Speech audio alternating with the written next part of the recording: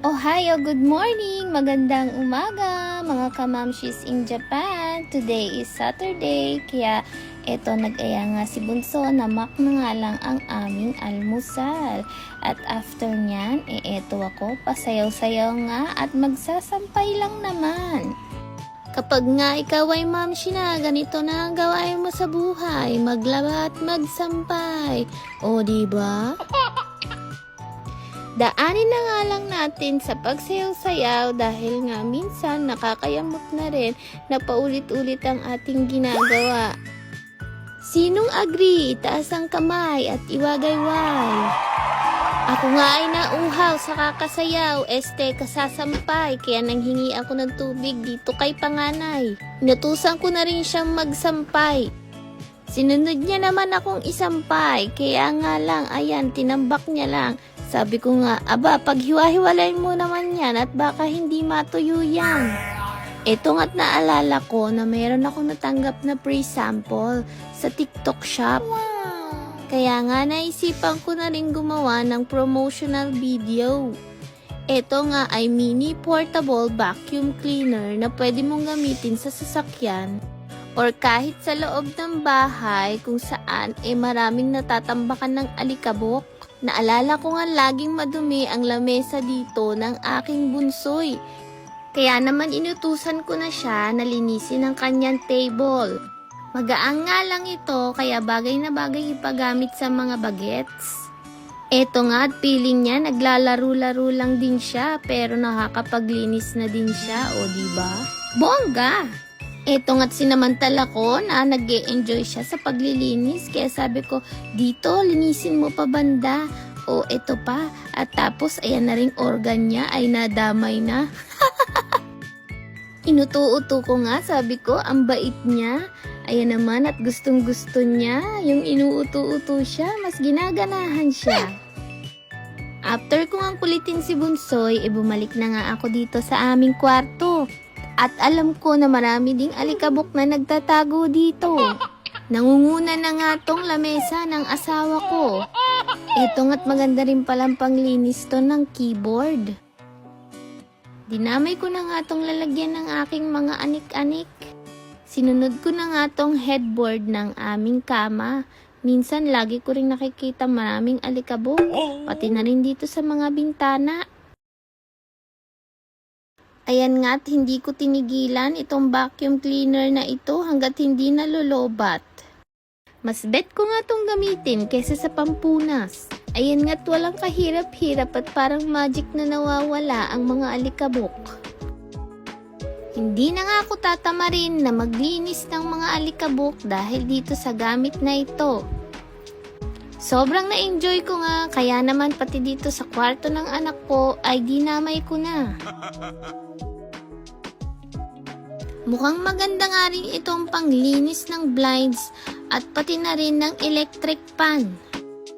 Kabibidyo ko nga ay na-discover ko rin na ang hirap palang maging cameraman at artista at the same time.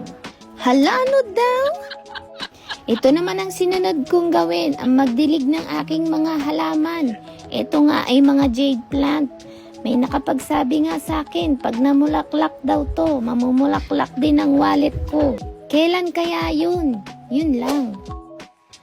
Dinamay ko na rin tong diligan ang mga snake plant ko sa aming kwarto.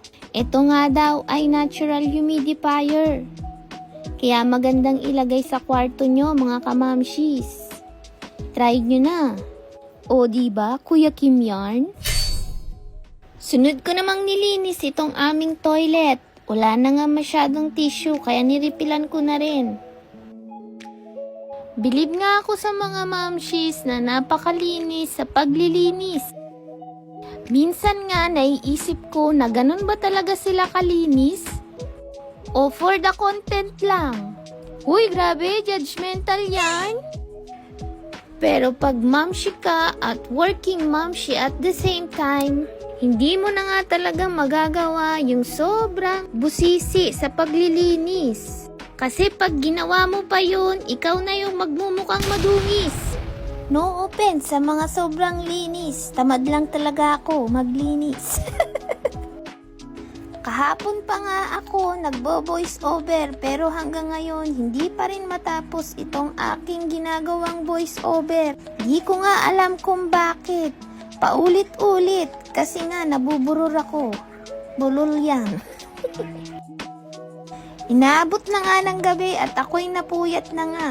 Kaya sinukuan ko na, sabi ko itutuloy ko na lang bukas. Dahil nahahalata na nga din sa boses ko na ako'y napapaus na. Hay, ano ba yan? Kaloka! Eto nga't pagbaba ako sa first floor, nakita ko to si panganay. Kumakain yung binili kong dessert. Wow, sana all. Kahit nga nainggit ako sa kanya, tinuloy ko na rin tong aking paglilinis. Last na nga itong dito sa sala namin. Ayan nga't pagkatapos nito talaga naman ako'y kakain. Pakiramdam ko nga ako'y nangayayat. Mga isang guhit. Hala siya? Dito nga pala sa aming sala ay merong altar. Ayan nga't gusto ko laging may bagong bulaklak na nakalagay dyan. After ko nga talagang maglinis naglalagay ako nitong insenso. Sa mga hindi nakakaalam, parang katulto. Huy, hindi ganun! What? Ang sinunod ko namang gawin ay magtupi ng damit namin. Eto nga ang asawa ko at bisi-bisihang inaayos ang kanyang lamesa. Masabi lang na may ginagawa din siya. Huy, sobra ka! Pagkatapos ko nga magtupi ay sinalansan ko naman ang aking mga tupiin. Minsan nga pag dinadalaw din ako ng katamaran ay hindi ko na nga ito sinasalansan. Hinahayaan ko na lang din siya dito sa basket. Oh, wag niyo akong i-judge. Gawain niyo rin yan minsan.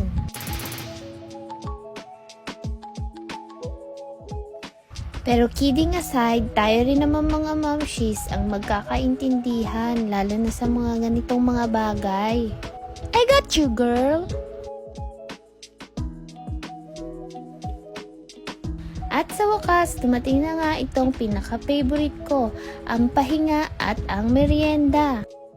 After nga ng makapaglinis ay makapagpapahinga na rin at ito matitikman ko na itong binili kong mango jelly. Sinamahan ko na nga nitong lemon juice. Napaka-refreshing nga nito at ayan nga, napatirik-tirik pa ang aking mata. Wow!